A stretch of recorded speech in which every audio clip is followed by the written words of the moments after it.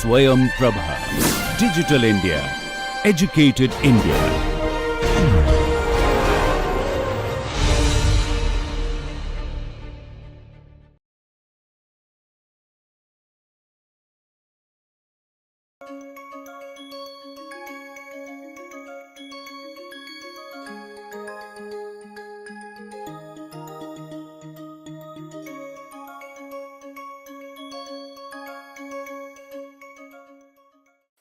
Hello everyone and welcome to our 23rd session on quality control and improvement with MINITAB. I am Professor Indrajit Mukherjee from Shailesh Jameta School of Management, IIT Bombay. So in last session what we are doing is that we are discussing about analysis of variance, and then we discussed that when we are trying to test which factor to be included in the final design of experiments. So for that, maybe one factor at different levels we are trying to check, and analysis of variance is a appropriate technique which will allow us to understand whether when I change the factor, whether the mean value of y is significantly changing or not. So we have taken some examples also, and we have also seen that how to check the model adequacies like that. So error is following normal distributions, or there is a heteroscedastic scenarios existing or not, or and in that situation what is to be done, that also we have discussed. And in case Darwin-Watson statistics also we have discussed, which can be used for testing autocorrelation between the errors, or errors are independent or not, that we want to check. And for that we have gone ahead with that. So today's lecture we will concentrate on extended version of this. So analysis of variance in certain situation, what happens is that you may have a continuous variable. Like what I told is that x can be discrete, and I want to see if I change the x label, what is the influence on y. But scenarios can be, there can be variables which I cannot control, and it takes some values like temperature and all these things. So it does not have discrete values, but it can have influence on the output of the process like that. So let me just show you by what we meant to say is that so this is the overall diagram, process diagram that we have concentrated. So there will be control variables over here, there will be uncontrollable or uneconomical factors which also changes, and then this is the CTQ which is coming out of the process basically. So one component enters into this process and goes out of this. We measure the CTQs and try to check whether everything is going fine, and monitor and control that one basically. So these are the settings which we change, x1, x2 up to xp, and this is uncontrollable variables or difficult to control. So in this case, and there can be also inputs that keep on changing, that means earlier process, it is coming from the earlier process. So these variables which I cannot control, but this has influence on my characteristics y over here. This can some of the terms that is used is known as covariates. This is also known as covariates. Okay, so these variables can take different values, and we don't have any control, but we know that this influences the final CTQ or y, and we want to control x at different levels like that. And I am basically interested not on these covariates, I am interested whether the x factor influences or y or not. Later on I can take care of that covariates by different means in design of experiments, but what we want to know is that whether x influences y or not. So for that there is another analysis which is an extension of analysis of variance, which is known as ANCOVA, which is analysis of covariance. And for this what is required is that we use a general linear model over here. So the idea over here is that MINITAB offers you one options of to analysis this analysis of covariance, where ANOVA and covariance, these covariates can also be considered in the model, and this can only, we can develop the ANOVA analysis using only general linear model. One way ANOVA is not feasible over here, because one is continuous variable over here that we want to check, and for that what is one option is analysis of covariance and ANCOVA, which is, and for the general linear model here regression, which is another important concept which we will discuss just next after this, and which is extensively used in design of experiments to understand the relationship between y and x. So and also to screen factors, which factor to be selected like that in case x is continuous. So in that case what we do is that we use regression techniques like that.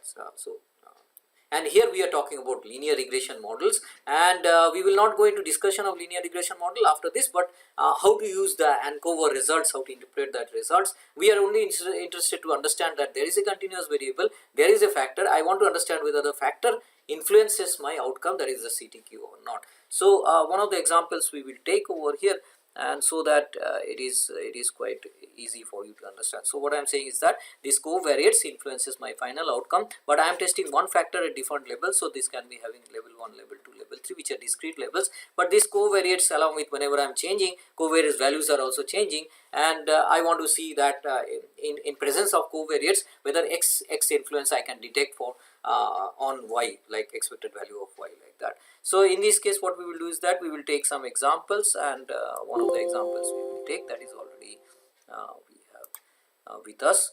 So I will go to the file where this example exists. So here what we see is that C14 column C15 and C16 gives you the information where ink is different types of inks is used over here, and percentage transmission is basically y over here. So this is the percentage transmission, that is y over here. This is the CTQ which I am monitoring over here, and I want to see the influence of ink A, B, C categories over here. So in this case whether the ink, when I change the ink, whether it is changing the percentage transmission or expected value of percentage transmission over here. So this is discrete variable, ink is discrete variables at different levels, discrete levels we are checking, and I want to see whether it influences my percentage transmission over here. There is another important factor which is covariates over here, which is also changing accordingly when I am changing, and this is the, we can think of, this is the covariates that we are talking about. We cannot control this one, but this value keeps on changing at different, when I change the labels of inks, this also I have different labels over here, and intuition says that this can influence my percentage transmission from my experience, previous knowledges, like that, and also maybe theoretically we understand that this influences, but at present this, as we cannot control, this is a we can treat is an uncontrollable one. So in this case, but whether the factor is important or not, that is basically what we want to see. Okay. So if you see C14 and C16, if I ignore this one C15 and I do one way analysis of variance, what is the results we can see? So I am doing a one way analysis of variance, and in this case the response I am treating this as over here percentage transmission is the response, and the factor over here what we have considered is ink over here. Okay, so analysis of variance, leaving out all the other comparison tests like that. So I want to see that whether analysis of variance is significant or not.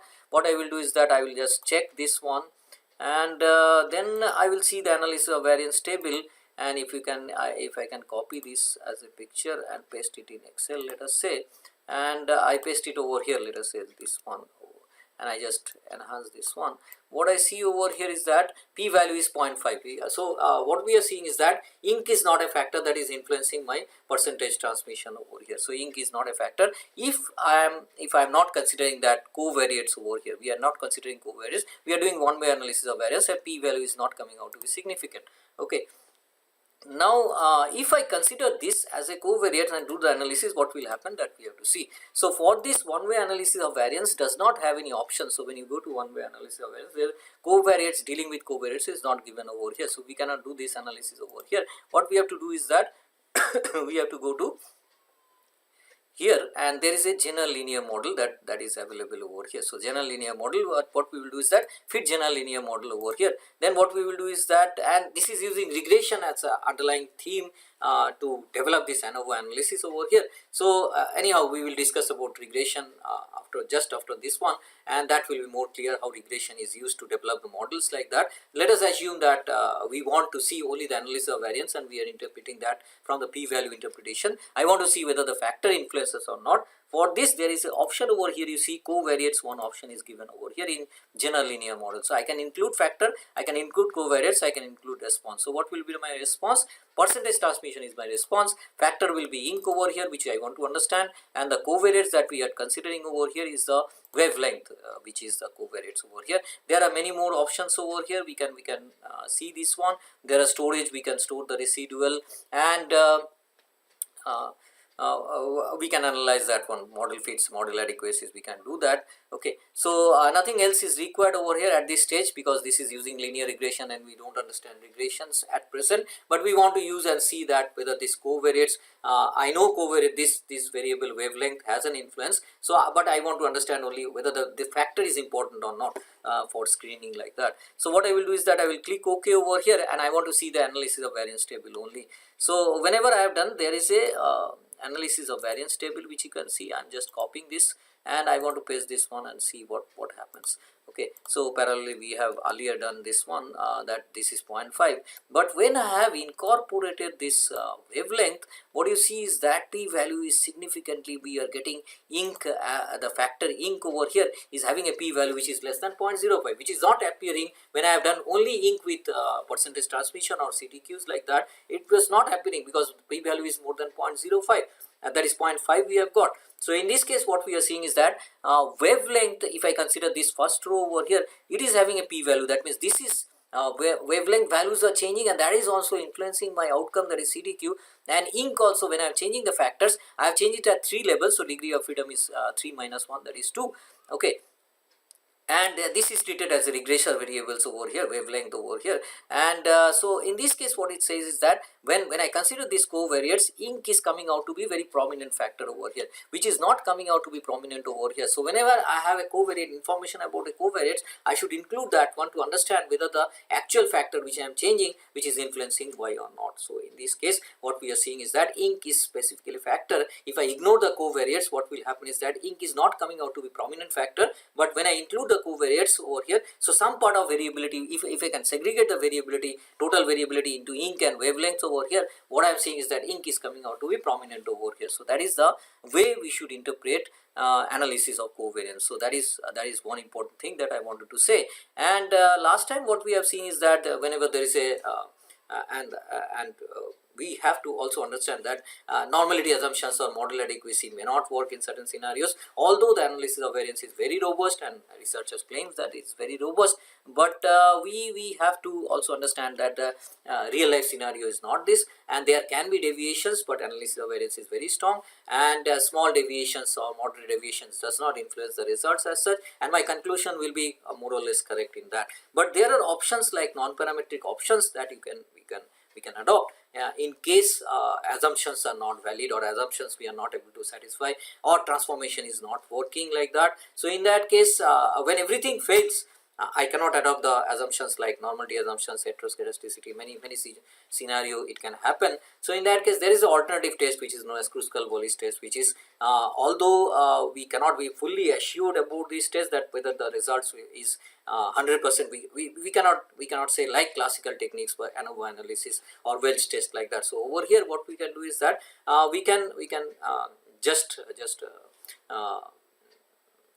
an alternative to analysis of variance, one way analysis of variance. What we have is Kruskal-Wallis test, which can be used when groups have similar distribution. Groups means category, if I have 3 labels A, B, C like that. So every category, the Y characteristics is following a same distribution. So in that case we can use that one, and we can check that one. So and we have done that also in previous cases. Okay, so and the other, if the shapes of the distributions are different, in that case we can also go for Moore's median test, which is also a non-parametric test. So if it is similar distribution for the groups, I can use Kruskal-Wallis test, and if it is not that, we can use a Moore's median test over here. So in these examples what we have done is that we have taken earlier also marketing strategy, card sales, and it was found to be non-normal. We can do transformations over here, and on transformed Y we have seen whether the factor is influencing or not, and based on that we have made a judgment like that. So let us assume I want to go for non-parametric test, and this quality dimensions, what we have seen is that this is quality, design, and price over here. These are the 3 variables, and these are the sales information that we have.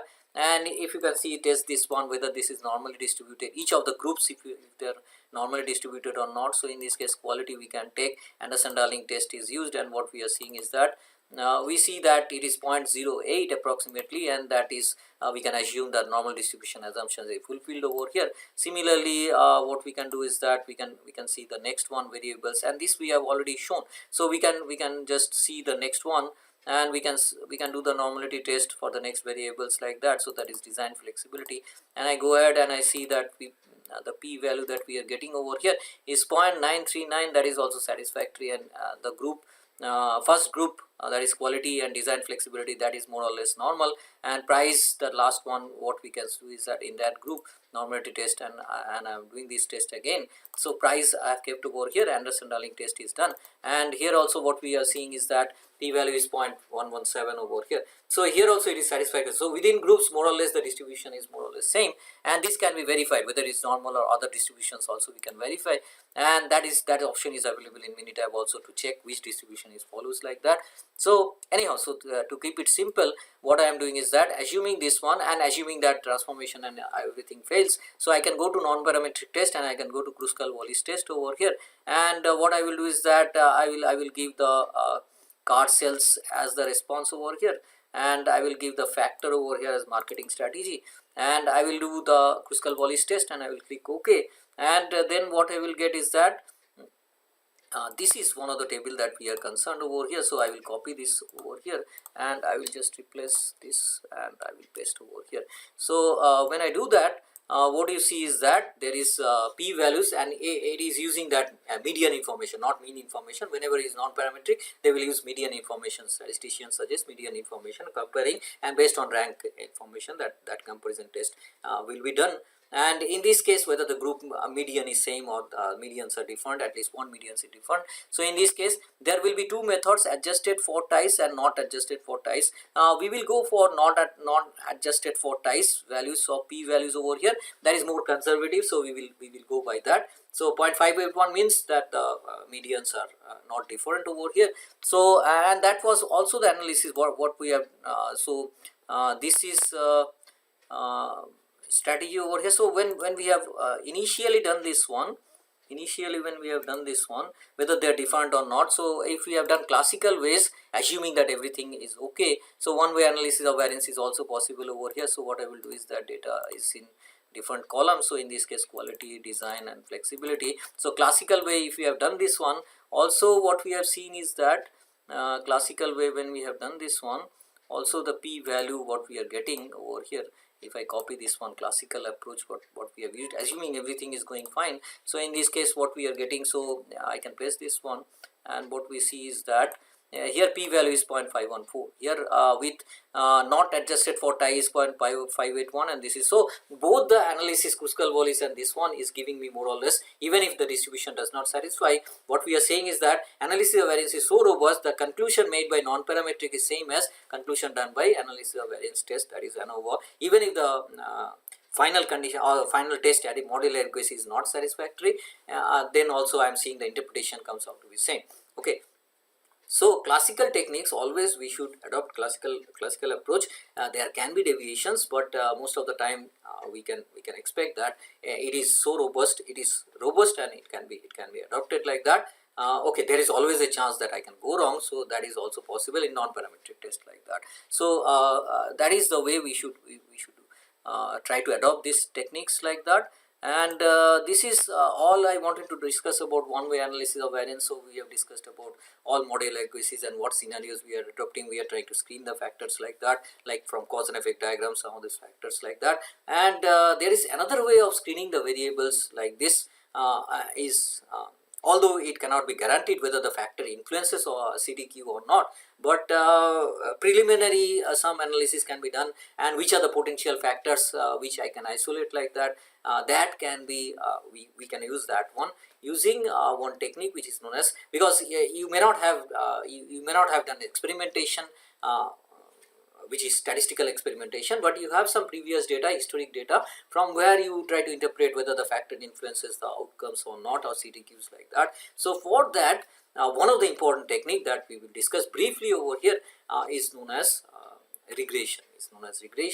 And linear regression. We will talk about only linear regression over here, which is the primary aspects that is adopted in design of experiments, and that is extensively used in design of experiments. Okay, even after doing experimentation, we will use regression for developing the function between y and x, and from where we will go to the global optimal solution.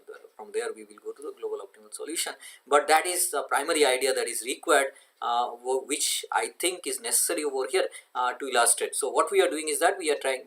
This is the conversion from control phase to improvement phase. So we are just in the borderline over here, and we are trying to see the potential factors, and if I screen the potential factors, and in that case I will do for a full experimentation, and from there I will identify which factor influences why and how much it influences, and based on that we can optimize the system or process like that. Okay, so next important topics what we want to discuss is regression, important topics that we want to discuss. So our overall objective is to develop this mathematical function over here, because if I can develop the function, I can optimize I can optimize this function over here. So this mathematical function, and there is this regression technique is used whenever mathematical model does not exist, that means physical model does not exist or mechanistic model does not exist, then only we go for. And this is true because machines are working for many years, and you will not find that the previous, when it was installed, the scenario is like that, wear and tear. Due to wear and tear, what we do is that we try to develop new models like that. So it is stochastic that we want to develop at a given time point, what is the scenario and what is the mathematical relationship, and based on that we will adopt optimization and try to optimize that one. So in this case, this is empirical modeling, what we call regression analysis. This is modeling, but this is empirical relationship that we want to establish between y and x over here. Okay, so these types of models are extensive not only in design of experiments or in processes. You can find out the applications of this in football matches, that how much ticket we can sell based on the different conditions of the match, like that, who is playing, and weather conditions and all this scenario, where it is being held, and all these things will dictate how much tickets will be sold, like that. So there will be some predictors and there will be some outcomes of CDQs that we want to predict over here. So this is a prediction model basically what we are adopting over here, and this is also used in design of experiments. So then also we can see what should be the change in heights or weights over. So change in heights or weights per unit time, like that. So these things can be we can predict. Demand, like in operations, what we do is that we want to understand demand forecast, what will be the demand, like that, for next period, like that. And for that what we do is that we adopt this regression techniques also to extrapolate and try to see that what will happen the next at t+1 condition, like that. So I have information up to t, what will happen at t+1, like that. Okay, so room booking in service industry also we can think of that when we are trying to predict something, so regression equation can be used. So similarly CTQs of a process can also we want to see, and for that this is the y, and we want to see how it is influenced by different factors, which is x over here. So x can be xp variables that is there, or xz variables over here that we have talked about, and over here, and it can also be covariates that can influence my process, like that, what we are discussing just now, what we have discussed. So there can be variables which I can control, there can be variables which I cannot control, there can be covariates or input conditions which also keeps on changing, and that can influence the CDQs. So regression can also be used to understand the relationship between this. Why I want this relationship? Because I want to optimize that one. So I want to optimize the total process. For that I will use some optimization techniques over here to reach to the optimal scenarios, or what should the x condition that will basically optimize my y. Okay, so this is one of the easiest techniques that we will learn over here is linear regression over here. So, and also the simplest one is I have one predictor over here, that is one x variables over here, and one predictor, that means one y and one x scenario. That is known as simple linear regression that we are trying to understand over here. I will not go into the complexities of many other complexities of regression, but I will say what are the scenarios and how we can apply that in MINITAB interface, like that. Okay, so easiest way of doing regression in MINITAB, like that. Okay, so this is I'm assuming linear regression over here. So some theories behind this which we will try to understand, and then we will adopt that one and apply that one in MINITAB, and we will try to see interpret the results, like that. Okay, so this is y variables and these are the x variables. X can be n number of variables over here. So this is known as independent variable on this side, x is known as independent variable, and y is known as dependent variable. This can be known as output, this can be known as input over here. This can be a cause and effect, this can be effects, this is known as cause over here. This is the symptom and this is the problems, like that. This is what we are monitoring over here, and what we control over here, that is x variables that we control over here. This is also known as MINITAB understands response over here, and there can be inputs conditions, like that, process setting conditions, that are x variables that we are dealing. It can be predicted, this is known as predicted, and this is predictor basically. Predictors we can think of.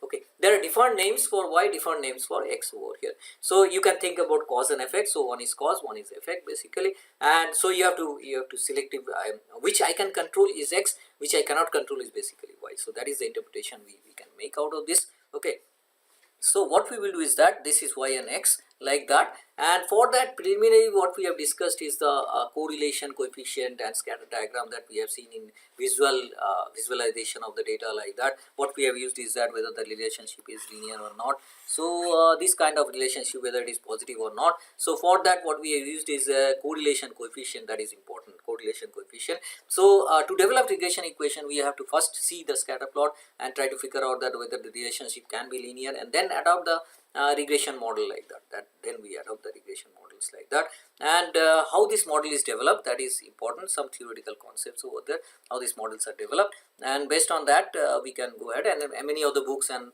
videos will explain how this more theories about how these models are developed basically. Okay, we will take the simplest model over here, one single x and one single y over here. So it can have a positive relationship, what you can see, this can have a negative relationship, what you can see.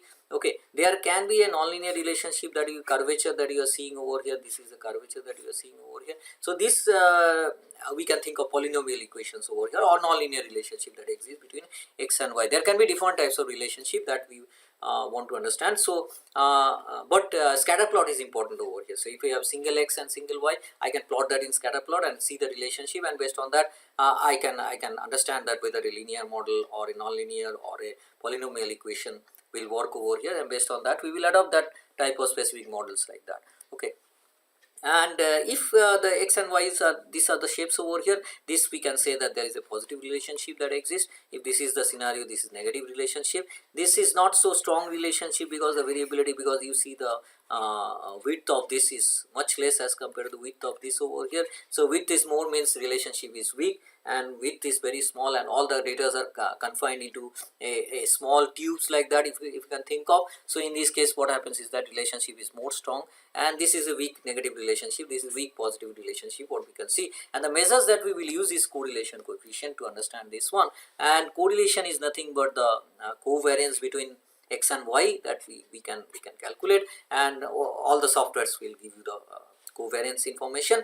And because covariance is not bounded over here, what we do is that we take correlation coefficient where we divide it by standard deviation, sample standard deviation. So covariance by sample standard deviation, so standard deviation of x, standard deviation of y, that will give me the R sample correlation.